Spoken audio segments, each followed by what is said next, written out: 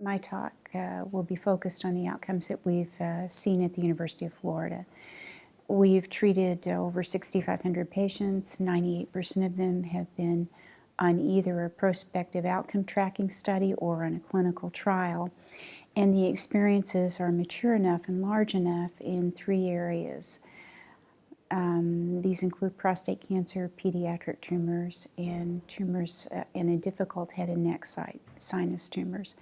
I think we have enough data to prove principles of proton therapy, principles that either show that when you reduce integral dose, you will have fewer side effects and a better quality of life, or you can escalate or intensify the radiation dose to the target and get a better cure rate. And in some cases, because there's so much less dose to normal tissues, you can safely compress the treatment, hypofractionate it.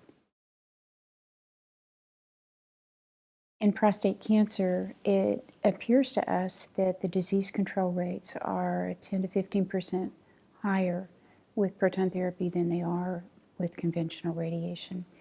In addition, it appears to us that the rate of bowel dysfunction, specifically frequency and urgency, major issues for men who've received radiation, the rates of those being bothersome are about half with proton therapy what they are with conventional radiation.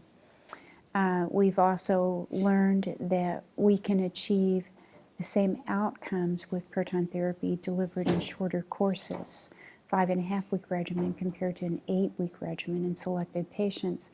And interestingly, it appears that the toxicity goes up quite a bit when you try to do this kind of a course with conventional radiation. Our NRG or RTOG major cooperative study group in the US just published an outcome of a randomization between the same hyperfractionated course and standard radiation, and their toxicity rate went up substantially when they tried to decrease the number of treatments. So we think that this is particularly important in prostate cancer because it will reduce the cost of treatment substantially. In the sinus tumors, we've treated a large number of them, and it appears that we've got disease control in a very, very high proportion of these really difficult tumors. These tumors sit near the optic apparatus, so we are always worried about blindness because of either radiation damage to the optic nerves, the chiasm, or the retina.